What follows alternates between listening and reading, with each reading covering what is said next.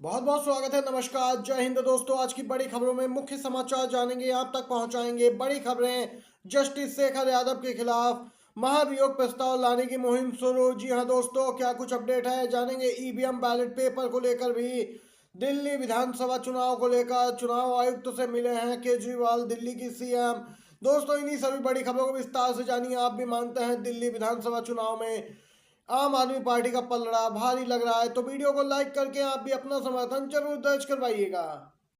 Allahabad high court के जज शेखर यादव के खिलाफ महाभियोग प्रस्ताव लाने की मुहिम शुरू हो गई है। जी हां दोस्तों, आपको बताते चलें, शेखर यादव यहां पे अपने विवादित बयानों को लेकर सुर्खियों में आ गए हैं। कांग्रेस इनके खिलाफ महाभियोग प्रस्ताव लाने जा रही है, जिसको लेकर नोटिस देने की मुहिम शुरू कर दी गई है। न्यायाधीश को हटाने के लिए कांग्रेस ने सांसदों के हस्ताक्षर लेना शुरू कर दिया है। दोस्तों, कांग्रेस सांसद विवेक तनखा ने बताया कि अब तक राज्यसभा के 30 से अधिक सदस्यों के हस्ताक्षर ले लिए गए हैं और संसद के वर्तमान शीतकालीन सत्र में ही इसके लिए नोटिस दिया जाएगा।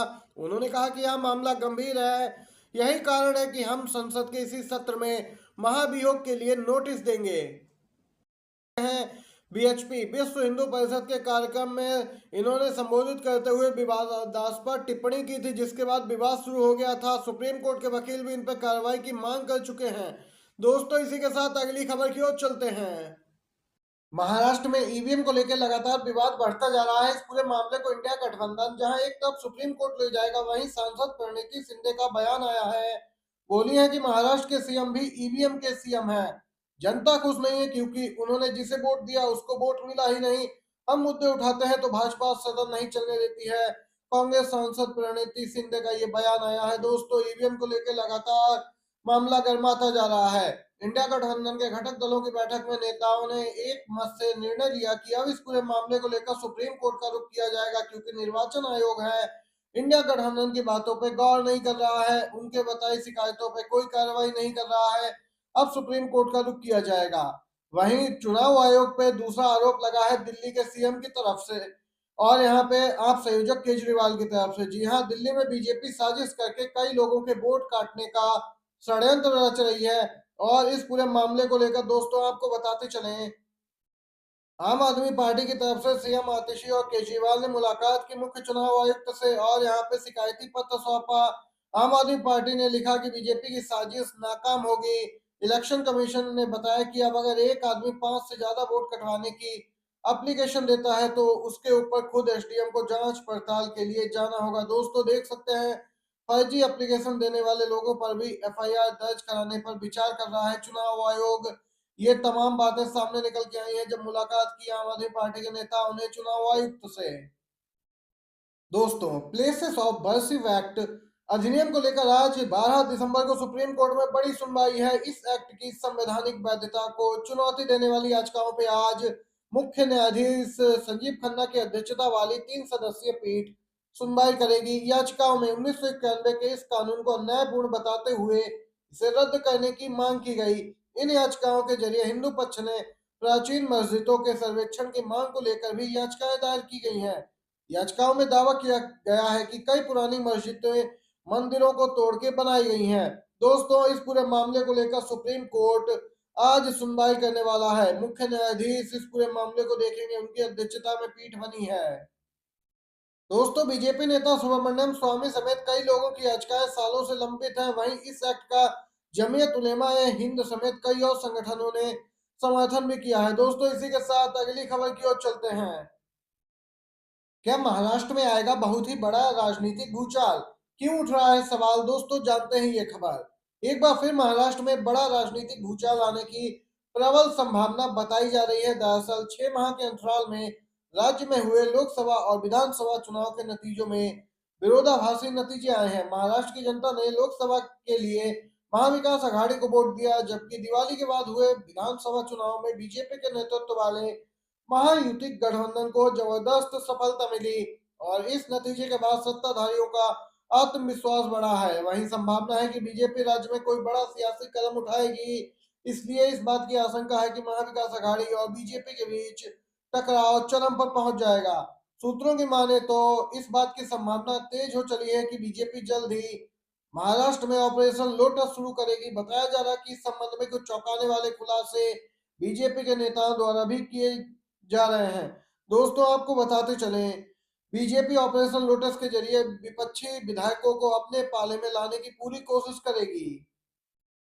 उद्धव गुट के सांसद संजय राउत का बड़ा हमला। उपराष्ट्रपति धनखड़ पर बोले सभापति धनखड़ सदन नहीं बल्कि सर्कस चला रहे हैं, संसद के इतिहास को खत्म करने में लगे हैं। दोस्तों लगातार यह मामला भी उठता जा रहा है। आपको बताते चले अविश्वास प्रस्ताव लाने की तैयारी है।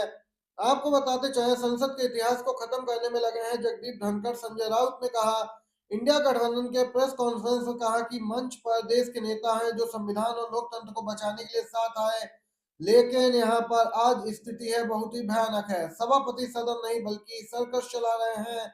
सभापति सदन शुरू होने के बाद 40 मिनट खुद ही बोलते हैं, फिर बाकी के समय में वे सत्ता पक्ष के सांसदों को उकसाते हैं। संसद का एक इतिहास है लेकिन सभापति उसे समाप्त करने में लगे हैं, इसीलिए इनके खिलाफ अविश्वास प्रस्ताव लेकर आए हैं। ये कहना है संजय राउत का। देख सकते हैं दोस्तों, आप भी सहमत हैं संजय राउत की बातों से तो लाइक कीजिएगा वीडियो को, समर्थन अपना भी दर्ज करवाइएगा। शिंदे गुट को ना ही होम मिनिस्ट्री मिलेगी और ना ही रेवेन्यू। अमित शाह के घर देर रात नड्डा फडणवीस के बीच हुई मंथन। जी हाँ दोस्तों, बैठक हुई, वहां पर बड़ा निर्णय लिया गया। महाराष्ट्र के सीएम फडणवीस और भाजपा के राष्ट्रीय अध्यक्ष नड्डा ने देर रात केंद्रीय गृह मंत्री अमित शाह के साथ उनके आवास पर एक बैठक की। महाराष्ट्र विधानसभा चुनाव में प्रचंड जीत के बाद 5 दिसंबर को महायुति सरकार ने सत्ता संभाली। उसके बाद शिवसेना बीजेपी एनसीपी के बीच विभागों के बंटवारे को लेकर अटकलें चल रही हैं। उप मुख्यमंत्री शिंदे अमित शाह के साथ बैठक में मौजूद नहीं थे। सूत्रों के मुताबिक दोस्तों बीजेपी ने तय किया है कि वह एकनाथ शिंदे के नेतृत्व वाली शिवसेना को गृह विभाग नहीं देगी और न ही राजस्व विभाग उसे दिया जाएगा। लगातार दोस्तों दबाव बनाया जा रहा था शिंदे गुट की ओर से, लेकिन अब बीजेपी ने स्पष्ट कर दिया है कि उसकी ही चलेगी, सहयोगियों की नहीं। अगली अपडेट की ओर चलते हैं दोस्तों।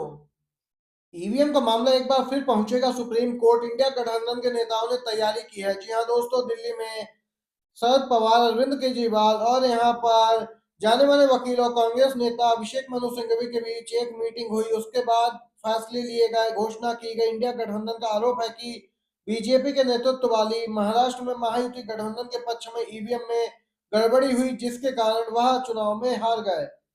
दोस्तों बैठक के दौरान केजरीवाल ने यहाँ ईवीएम का मामला उठाया क्योंकि दिल्ली में विधानसभा चुनाव होने हैं 2025 में, और वहीं बैठक के बाद निर्वाचन आयोग के खिलाफ सुप्रीम कोर्ट का दरवाजा खटखटाने के निर्णय की घोषणा एनसीपी शरद चंद्र पवार के नेता प्रशांत जगताप ने की है।